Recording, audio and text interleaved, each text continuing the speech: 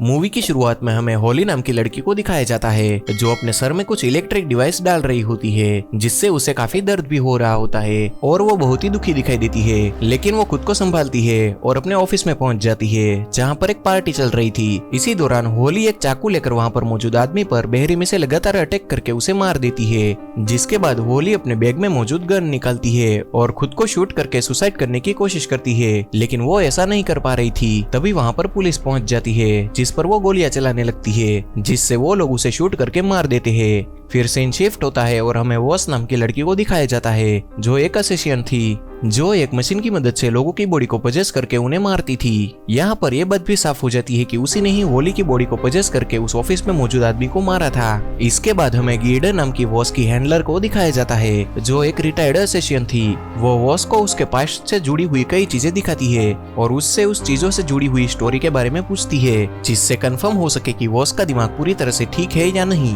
Was की उन चीजों में से एक मरी हुई तितली भी होती है जिसे उसने बचपन में मारा था, इसीलिए अभी तक उसे उस बात का गिल्ट था। इन सब बातों के बाद गिल्डर वॉस को बताती है कि हमारा ये कॉन्ट्रैक्ट भी अब पूरा हो चुका है। इसी दौरान हमें पता चलता है कि वॉस अपने काम की वजह से अपने हस्बैंड माइकल से अलग हो चुकी थी ताकि उसकी फैमिली को उसकी वजह से कोई नुकसान ना पहुंचे, लेकिन इसके बावजूद भी वो माइकल से बातें करती थी। इसीलिए गिल्डर उसे समझाती है कि तुम्हारा उससे बात करना सेफ नहीं है। इसके बाद वॉस गिल्डर की बातों को इग्नोर करके वापस अपने हस्बैंड माइकल और अपने बेटे ईरा से मिलने के लिए जाती है। फिर जब वो माइकल के साथ होती है तो उसे बार बार दिखाई देता है कि कैसे उसने होली को पजेस करके बार बार अटैक करके उस आदमी को मारा था। इस बात को लेकर वो काफी परेशान हो जाती है और वो वापस से काम करने के लिए गिल्डर को कॉल करके वापस ऑफिस चली जाती है, और जहां पर गिल्डर उसे कहती है कि अब मैं बूढ़ी हो गई हूँ, जिस वजह से मैं और इस मशीन पर काम नहीं कर सकती हूँ। इसीलिए मुझे कोई ऐसा चाहिए जो मेरी जगह ले सके, क्योंकि मुझे ऐसा लगता है कि तुम ये काम बहुत ही अच्छी तरह से कर सकती हो क्योंकि तुम एक स्पेशल हो, लेकिन तुम्हारा ध्यान भटकने की वजह से तुम पजेस बॉडी से अपना कंट्रोल खो देती हो, इसीलिए तुम्हें इस चीज पर कंट्रोल करना होगा।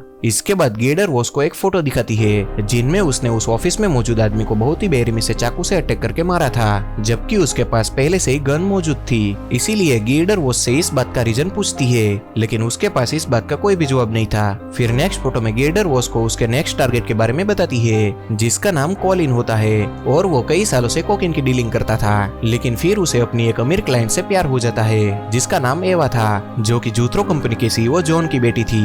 और क्योंकि जूथरो डाटा माइनिंग की इंडस्ट्री में सबसे बड़ी कंपनी थी, इसीलिए जॉन के स्टेपसन रेड ने गिल्डर को कॉन्ट्रैक्ट दिया था कि वो जॉन के साथ साथ एवा और उसके मंगेतर को भी मार दे, जिससे बिना किसी प्रॉब्लम के जूथरो कंपनी उसे मिल जाए। इसीलिए गिल्डर वॉस से कॉलिन को पजेस करके एवा और जॉन को मारने के लिए कहती है। इसके बाद वो खुद सुसाइड करके पोजीशन से वापस आ जाएगी और इसी के साथ उसका एक कॉन्ट्रैक्ट भी पूरा हो जाएगा। फिर वो कॉलिन के बोलने और लोगों से इंटरेक्ट होने के तरीके को सीखने लगती है ताकि जब वो उसे पजेस करे तो किसी को भी उस पर शक न हो। इसके बाद वो पूरी तरह से तैयार हो जाती है और फिर गिल्डर की टीम कॉलिन को किडनैप करके उसके अंदर कुछ इलेक्ट्रिक डिवाइस डाल देती है जिससे वो पजेस होने के लिए तैयार हो जाए। इसी दौरान गिल्डर वॉस को सारी चीजें बहुत ही अच्छी तरह से समझा देती है जिससे कोई भी गड़बड़ ना हो, जिसके बाद वॉस एक मशीन की हेल्प से कॉलिन को पजेस कर लेती है। लेकिन जब एवा उससे बात करती है तो उसे उस पर शक हो जाता है क्योंकि कॉलिन की बॉडी में मौजूद वॉस उससे अट्रैक्ट हो रही थी। इसीलिए एवा उसे इस बारे में पूछती है और वो उसके इस अजीब से बिहेवियर की वजह से काफी हैरान होती है और वहां से चली जाती है। इसके बाद वॉस कॉलिन के ऑफिस में काम करने के लिए पहुंच जाती है, लेकिन काम के दौरान वो अपना कंट्रोल खोने लगती है जिससे कॉलिन को वॉस की यादों की झलक दिखने लगती है।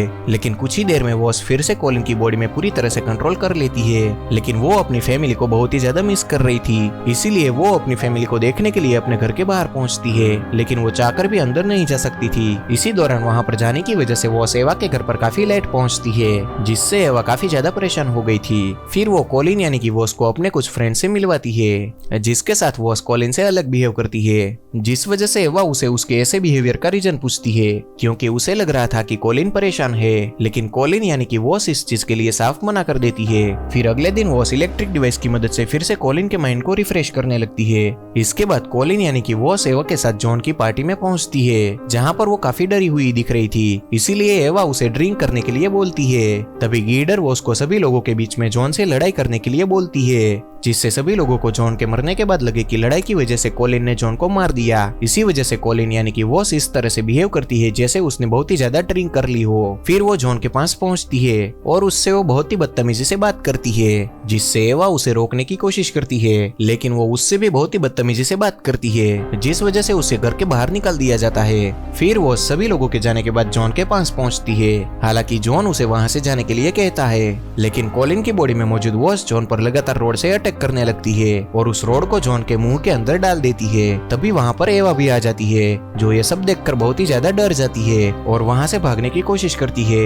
लेकिन वॉस उसे भी टेबल पर रखी हुई गन की मदद से शूट कर देती है। इसके बाद वॉस जॉन के मुंह से वो रोड बहुत ही बेरहमी से बाहर निकालती है, जिससे उसके सारे दांत टूट जाते हैं। इस दौरान हम देखते हैं कि उसे ऐसा करने में बहुत ही मजा आ रहा था। फिर वो एवा के पास पहुंचती है, जो घायल होकर पड़ी थी। तभी वो फिर से उसे शूट करके मार डालती है। फिर वो खुद को भी शूट करने की काफी कोशिश करती है, लेकिन इस बार भी वो ऐसा नहीं कर पाती है। जिसके बाद कॉलिन का कंट्रोल फिर से वापस अपनी बॉडी पर होने लगता है और उसे फिर से वॉस के पास की झलक दिखाई देती है। लेकिन कॉलिन को कुछ भी समझ में नहीं आ रहा होता है कि उसने उसकी मंगेतर और उसके डैड को क्यों मारा और उसे वॉस के पास की झलक क्यों दिखाई दे रही थी। इसीलिए वो किसी भी तरह अपनी फ्रेंड रीटा के घर पर पहुंच जाता है और उसे समझाने की कोशिश करता है कि उन लोगों ने मुझ पर अटैक किया था, शायद इसीलिए मैंने उसे मारा। लेकिन रीटा को उसकी कोई भी बात समझ में नहीं आ रही थी। तभी वो देखती है कि कॉलिन को ब्लीडिंग हो रही है, इसीलिए वो उसका बैंडेज करती है। इसके बाद कॉलिन रीटा से कहता है कि मेरी एवा से लड़ाई हो गई है, तो क्या मैं यहाँ पर रह सकता हूँ। इस पर रीटा उसे यहाँ पर रुकने के लिए परमिशन दे देती है। फिर जब कॉलिन टीवी देख रहा होता है तो उसे अपनी पॉकेट में एक गन महसूस होती है, जिसे लेकर वो अंदर जाता है जहाँ पर रीटा नहा रही थी। और इससे पहले कि रीटा कुछ समझ पाती, कॉलिन उसे शूट करके बहुत ही बेरहमी से मार डालता है, जिससे पता चलता है कि वॉस ने फिर से कॉलिन को पजेस कर लिया है। फिर जब वॉस टीवी देख रही होती है तो उसे पता चलता है कि जॉन बच गया है। उसी समय उससे मिलने के लिए वहाँ पर एडी पहुंच जाता है, जो कॉलिन के साथ ऑफिस में काम करता था। इस दौरान एडी बताता है कि मुझे यहाँ पर रीटा ने बुलाया है क्योंकि यहाँ पर किसी तरह का एक्सीडेंट हुआ है। इसके बाद एडी वॉस से पानी मांगता है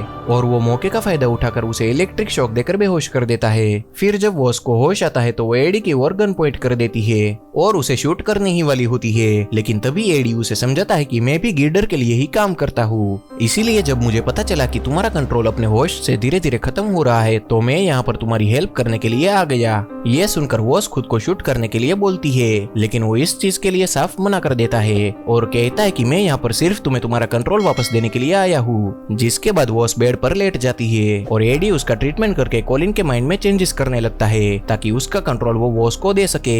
लेकिन तभी हम देखते हैं कि कॉलिन और वॉस कॉलिन के दिमाग के अंदर ही अंदर फाइट करने लगते हैं, जहाँ पर कॉलिन जीत जाता है और अपनी बॉडी का कंट्रोल वापस लेकर वॉस का फेस मास्क खुद लगा लेता है, जैसे ही वॉस ने उसकी बॉडी को यूज किया था, जिससे कॉलिन को वॉस के पास्ट के बारे में सारी चीजें पता चल जाती है। फिर जब कॉलिन का अपनी बॉडी पर पूरा कंट्रोल आ जाता है तो वो देखता है कि एडी मारा जा चुका है, जिससे वो बहुत ही ज्यादा डर जाता है और फिर वो बाथरूम में पहुंचता है। तब उसे पता चलता है कि रीटा भी मारी जा चुकी है, जिससे वो पूरी तरह से निराश हो जाता है और खुद को गन से शूट करके मारने की कोशिश करता है, लेकिन वो ऐसा नहीं कर पाता है। इसीलिए वो वॉस के हस्बैंड माइकल के घर पर पहुंच जाता है और उससे कहता है कि मैं वॉस का फ्रेंड हूँ और उसने मुझे यहाँ पर तुम्हें कुछ कहने के लिए भेजा है।